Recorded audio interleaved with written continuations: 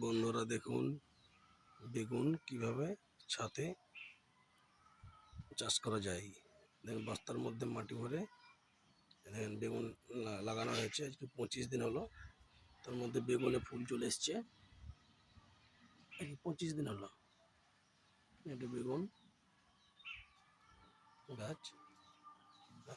কিছুদিনের মধ্যে ফল হয়ে যাবে।